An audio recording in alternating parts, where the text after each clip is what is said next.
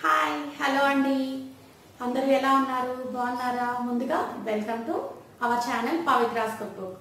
ఎలా ఉంటున్నాయండి మన రెసిపీస్ అన్ని? నచ్చుతున్నాయా? మరి నచ్చితే కామెంట్ సెక్షన్లో ఒక కమెంట్ మెన్షన్ చేయండి, చాలా హ్యాపీగా ఫీల్ అవుతాను.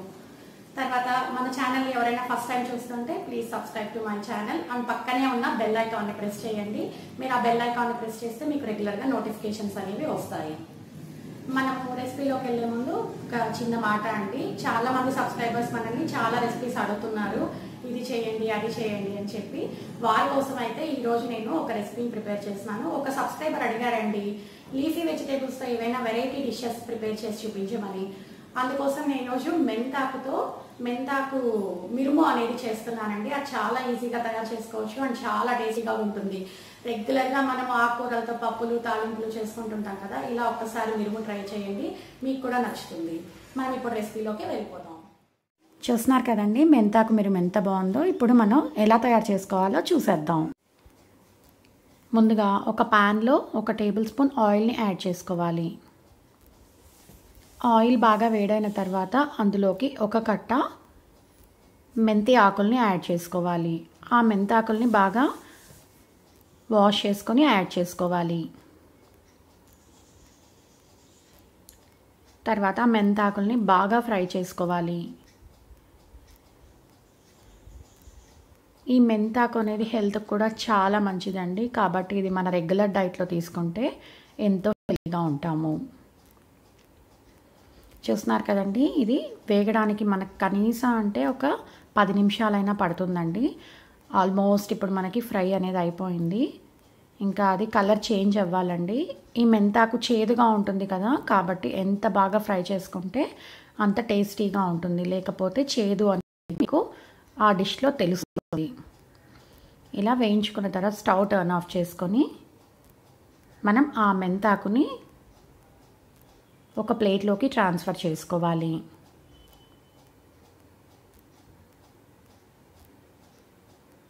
ఇప్పుడు అదే పాన్లోకి 2 టేబుల్ స్పూన్స్ ఆయిల్ని యాడ్ చేసుకోవాలి.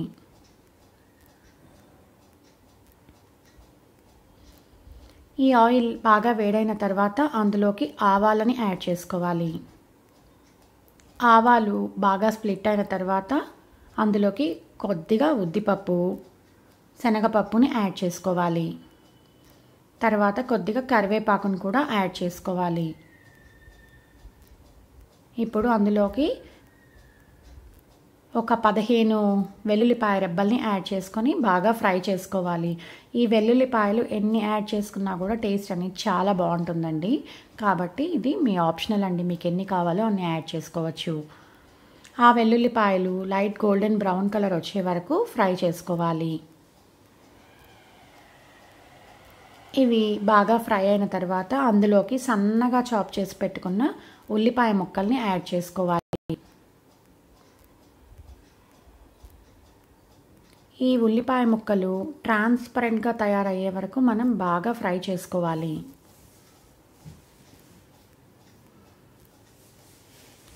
ఈ మెంతాకు మిరుము మనం రైస్లోకి తీసుకోవచ్చండి, లేకపోతే స్నాక్గా కూడా తీసుకోవచ్చు. ఇది చాలా టేస్టీగా ఉంటుంది. ఈ ఉల్లిపాయ ముక్కలు బాగా వేగేంతలోపు మసాలాని మిక్సీకి పట్టుకుందాం. ఒక మిక్సీ జార్లోకి 2 టేబుల్ స్పూన్ల ఎండు కొబ్బరిని యాడ్ చేసుకోవాలి. తగినంత కారం, రెడ్ చిల్లీస్ని యాడ్ చేసుకోవాలి. తర్వాత కొద్దిగా చింతపండు, రుచికి సరిపడా ఉప్పు, కొద్దిగా బెల్లంని యాడ్ చేసుకోవాలి. తర్వాత చిటికెడు పసుపుని కూడా యాడ్ చేసుకోవాలి. అన్నీ యాడ్ చేసుకున్న తర్వాత ఫైన్ పౌడర్ లాగా బ్లెండ్ చేసుకోవాలి. చూస్తున్నారు కదా, మన మసాలా అయితే రెడీ అయిపోయింది. ఇప్పుడు ఉల్లిపాయలను ఒకసారి బాగా కలుపుకోవాలి. ఇప్పుడు అందులోకి మనం ముందుగా వేయించి పెట్టుకున్న మెంతాకుని యాడ్ చేసుకొని మరొకసారి బాగా మిక్స్ చేసుకోవాలి.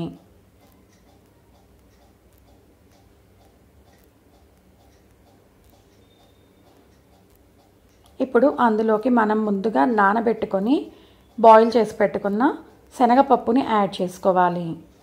నేను ఒక 2 hours నానబెట్టి 3 విజిల్స్ వచ్చే వరకు ప్రెషర్ కుక్ చేసుకున్నానండి. ఇలా ప్రెషర్ కుక్ చేసుకొని తర్వాత ఇందులోకి యాడ్ చేసుకొని బాగా ఫ్రై చేసుకోవాలి.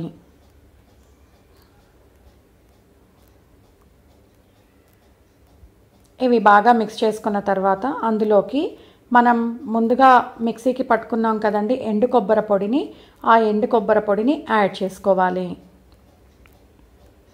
మీరు కావాలనుకుంటే మిక్సీకి పట్టుకునేటప్పుడు అందులో కూడా వెల్లుల్లిపాయల్ని యాడ్ చేసుకొని మిక్సీకి పట్టుకోవచ్చు. టేస్ట్ అనేది యాడ్ అవుతుంది.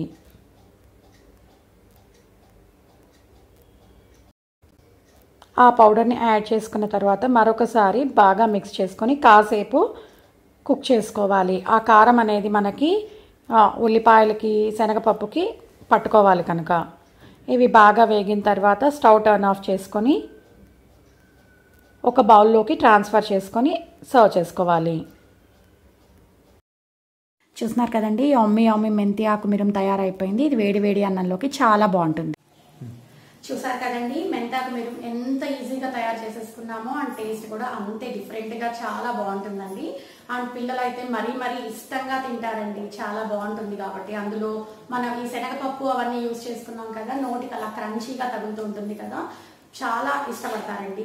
తప్పకుండా మీరు కూడా ఈ రెసిపీని ట్రై చేయండి. మీకు కనుక ఈ రెసిపీ నచ్చినట్లయితే కమెంట్ సెక్షన్లో ఒక కమెంట్ని మెన్షన్ చేయండి. ఇంకేదైనా కొత్త రెసిపీస్ నేర్చుకోవాలనుకుంటే కూడా కమెంట్ సెక్షన్లో మెన్షన్ చేయండి. తప్పకుండా అది మేము మీకోసం ప్రిపేర్ చేసి చూపిస్తాము. Thanks for watching.